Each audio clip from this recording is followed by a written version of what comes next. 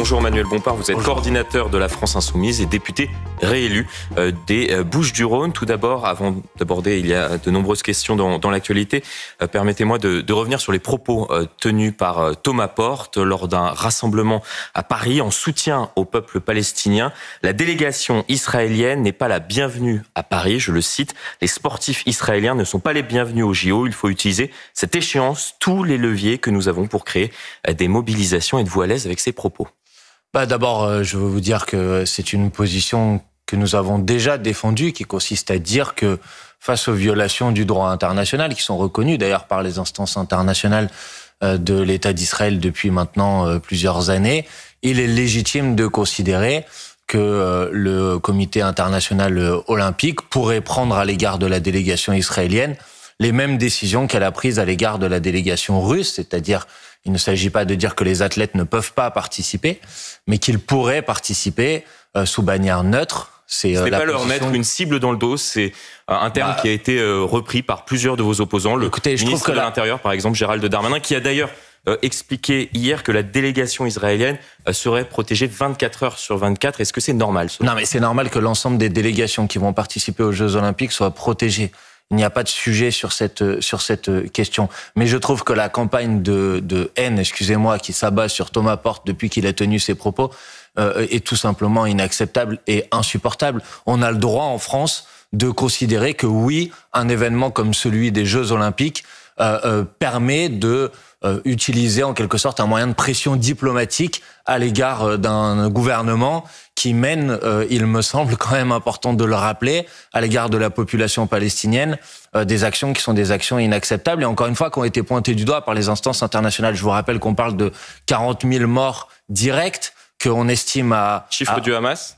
Non, pas chiffre du Hamas. Ministère de la Santé du Hamas. Non, monsieur. Enfin, excusez-moi, ces chiffres sont aujourd'hui les chiffres qui sont considérés comme étant les seuls chiffres raisonnables. Bien évidemment. Et c'est les chiffres qui sont repris, y compris par la Maison Blanche. Donc, on peut dire que c'est les chiffres de la Maison Blanche, si vous voulez. Il y a eu un article. Moi, je vais toujours aux sources. Il y a eu un article dans la revue Le Lancet qui est sorti la semaine dernière, qui estime à 160 000 personnes le nombre de victimes civiles directes ou indirectes. Je ne suis pas du tout en train de minimiser les victimes. Précisément, je ne vous fais aucun reproche à vous personnellement. Je vous dis juste que j'aimerais bien qu'en France, on arrête, si vous voulez, d'essayer de sauter sur la moindre polémique pour rappeler ce qui se passe précisément là-bas. Pas du tout, on commande des propos qui ont été tenus lors d'un rassemblement ce week-end. Et oui, c'est notre devoir. Et oui, c'est notre devoir d'humanité, en vérité, de dire que ce qui se passe là-bas est inacceptable. Vous savez qu'on a retrouvé des traces de polio dans les eaux à Gaza, qu'on est dans une situation sanitaire qui est tout simplement insupportable. Et donc dire que les événements internationaux sont aussi des événements qui doivent permettre d'utiliser des moyens d'action diplomatique, oui, ça me paraît une position qui est une position tout à fait compréhensible. Je trouve qu'il y a un deux poids deux mesures qui est insupportable. Quand Madame Hidalgo disait que les athlètes russes n'étaient pas les bienvenus à Paris, elle voulait dire par là même que la délégation russe, les athlètes allaient concourir sur bannière neutre. Personne n'a trouvé que ces propos étaient tout à fait insupportables. Vous êtes contre le deux poids deux mesures. À ce moment-là, il y a une délégation, par exemple, palestinienne. Est-ce qu'il faudrait qu'il concourt sous bannière neutre ? Mais pour quelle raison ? En quoi la délégation palestinienne viole le droit international ? Je ne parle pas de ça, mais par exemple, par rapport à ce qu'ils ont fait au 7 octobre, je ne parle pas du peuple palestinien, mais je parle bien évidemment de ces attaques terroristes qui ont été commises à l'égard du peuple israélien. Vous mélangez tout. L'autorité palestinienne n'a pas de responsabilité dans les actions inacceptables qui ont été commises le 7 octobre. L'autorité palestinienne n'en a aucun. Vous êtes d'accord ? L'autorité palestinienne n'en a pas. Bon, là, il ne s'agit donc pas de ça. Il s'agit de dire si, oui ou non, le gouvernement israélien viole le droit international. Et la réponse est oui. Votre position. Non, ce n'est pas ma position. Il y a encore une décision qui a été prise par la Cour internationale de justice. Vous parlez de deux points de mesure, donc c'était pour cela que je vous posais cette question-là. Non, il n'y a pas de deux poids deux mesures. En l'occurrence, vous comparez l'action de l'autorité palestinienne et l'action de l'autorité israélienne. L'une de ces deux autorités, en l'occurrence le gouvernement israélien, a été jugée coupable de violation du droit international. Et qui est contestée aussi par une partie de la population israélienne. Non mais d'accord, mais il y a des autorités internationales, monsieur. La Cour internationale de justice, qui est l'organe suprême rattaché à l'ONU, vous contestez sa légitimité à prendre des décisions. Bon, à partir de ce moment-là, à partir du moment où cette Cour internationale de justice prend une décision et accepte et entérine l'idée que l'État. Je ne suis pas sûr sur ce 2 poids 2 mesures qu'on pourra être d'accord sur ce point, mais pourquoi pas? Non, mais c'est pas une histoire d'être d'accord ou pas. Dites-moi quel est le jugement d'une autorité internationale qui considère que l'autorité palestinienne... Je ne remets pas du tout en cause ce jugement. J'essaie juste de comprendre votre logique vis-à-vis des athlètes israéliens par rapport aux autres athlètes ou aux autres délégations. Ma logique, monsieur, elle est très très simple.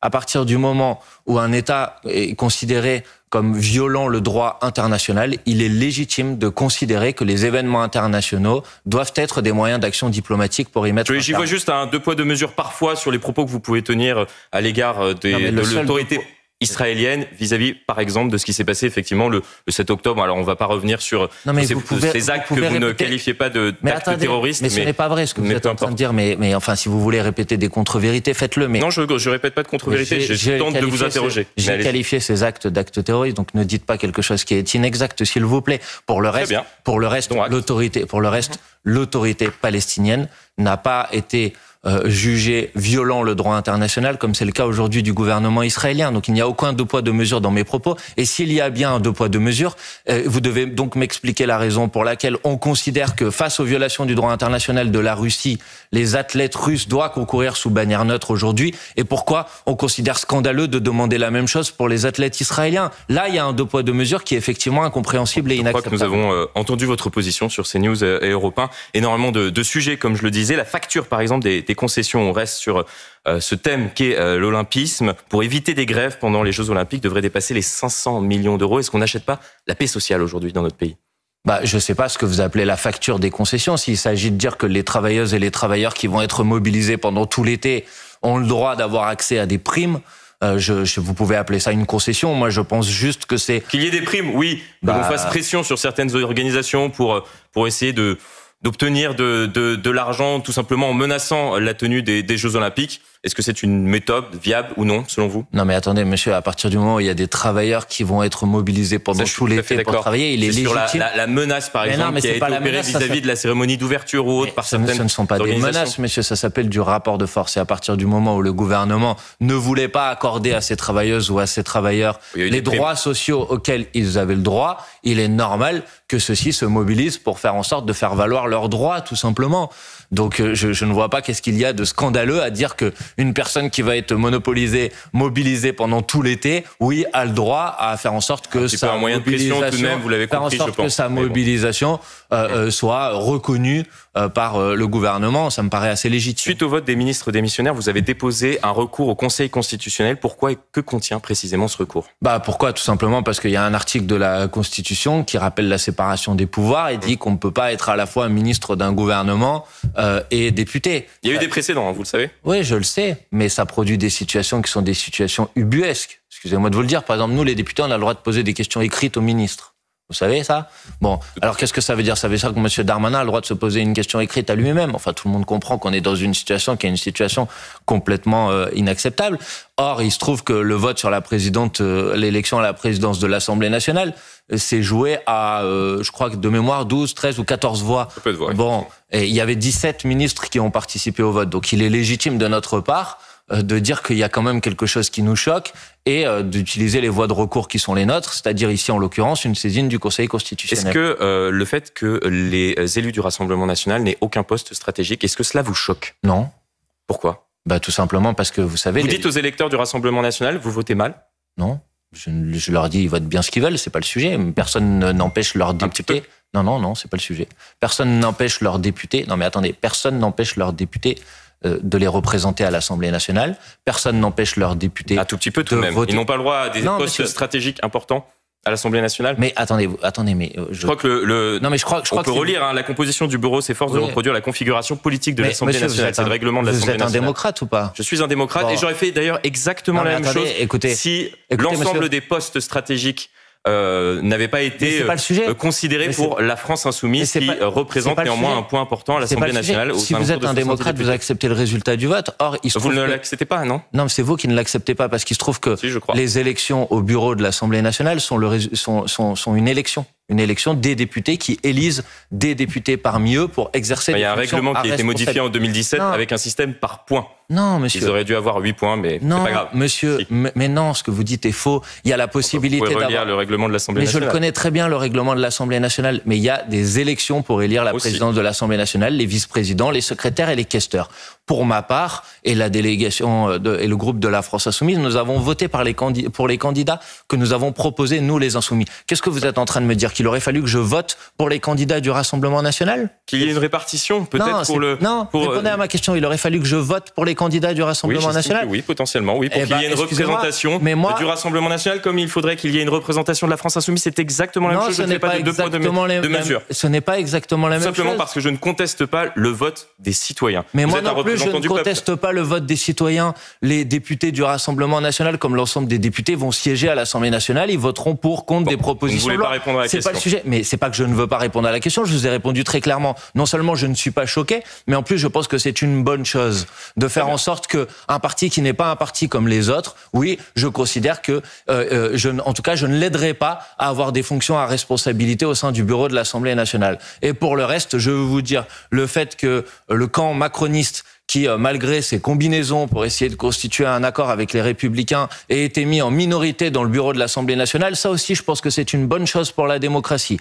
Parce que il me semble que quand il y a des élections législatives, la première chose à faire, c'est d'accepter le résultat des élections et de ne pas essayer de contourner le résultat de l'élection par des combinaisons politiciennes comme celles auxquelles on a assisté en fin de semaine dernière entre le camp macroniste et les Républicains. Sur le nouveau Front populaire, est-ce que vous avez un nom pour Matignon?